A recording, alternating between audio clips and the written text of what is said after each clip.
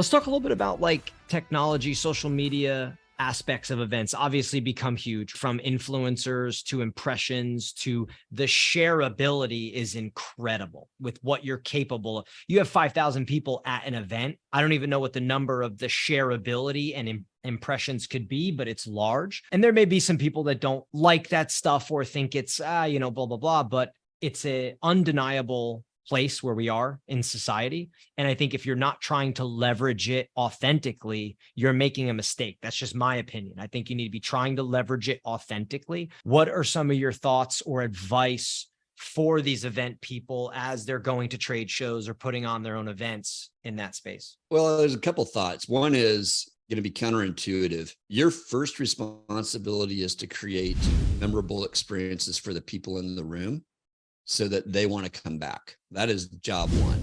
So that's why you're creating memorable experiences. You want them to come back because that's your cheapest marketing. But job two is those memorable experiences need to be share worthy. So not all of them need to be share worthy, but some of them need to be share worthy. So you're creating experiences that are unique. You're creating backdrops that they want to grab their phone and take selfies. And that could be because you picked a beautiful 5-star hotel resort, and not everybody gets to go to those. And you're like really excited by what you got to do there. You may not have to spend extra money because you already spent a lot of money being in this 5-star resort, right? But you need to make it easy for them to say, oh yeah. Like one year we had our customers, actually we did this 2 different times. They built a flower wall. So everybody contributed their individual feathers or whatever they were that was building it. And by the end of the conference, you had this incredible, beautiful flower wall that everyone wants to grab their phone and take a picture. So it had a couple things going on. One is an activation, got people talking to each other as they contributed to this piece of art. So there's that. And then secondly, they wanted to take a picture.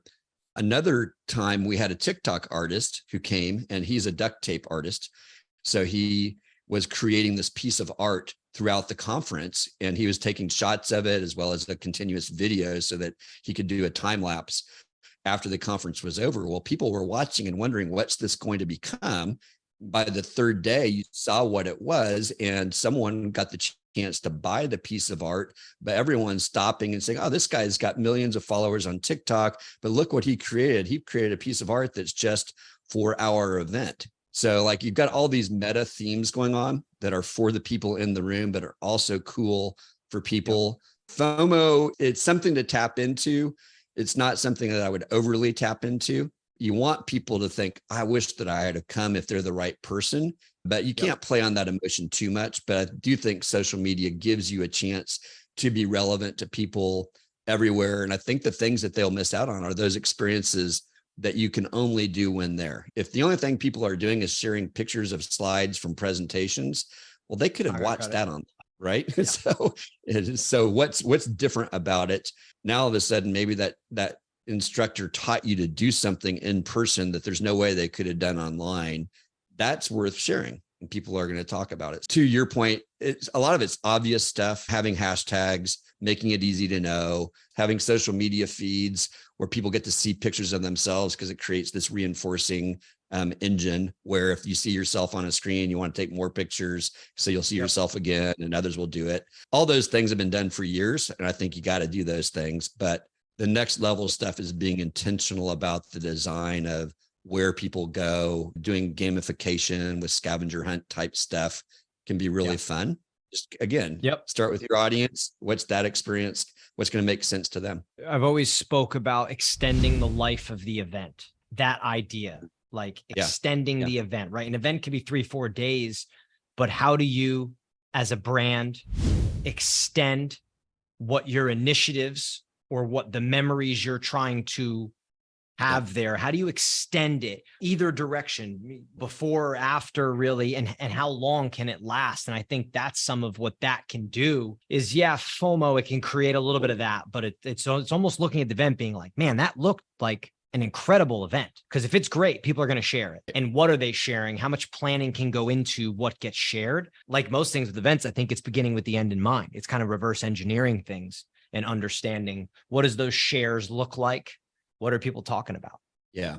Well, I'm forgetting her name right now. She did the Oscars social media for several years, and she discovered there's like this 90-day window where social media is really powerful, 60 days prior and 30 days post, and having kind of an intentional plan week by week during those 90 days can be really smart, and staffing it with that in mind, like having the right people on your team staffing the pre-event, during the event, and the post-event, and not letting those teams be the same, because you're worn out at the end of an event. So you don't want to be part of this post-event team. Otherwise it's going to die. The natural life cycle of an event social media is the 30 days after. It's going to mostly fizzle after about 7 days. And we've seen this year after year, and it's a hard entropy to overcome if we're honest. You can share stuff after the event, but people for the most part have moved on. So it's back to that retention cycle that we talked about earlier. Like what impressions are going to stick with people, and how do we keep that alive? And it starts to become more personal. What are people actually doing with it, with what you learned about at the event? What memories are valid? I think a year-long plan is where we're trying to go, is how do we keep this community activated throughout the year, and not just during that 90-day cycle? But first goal is, can we get 7 days up to 30 days post-event where they're continually thinking back on it and taking action on things that they said they're going to take action on? To me, that's one of the most important things, is if you can give people that post-event intent of, okay, I'm going to do these 3 things post-event. That's all. Success for me is if I do these 3 things post-event. More than that's awesome, but these 3, when am I going to do it? Who's going to check in with me to make sure I did it? And helping people get to that point, I think, can be powerful.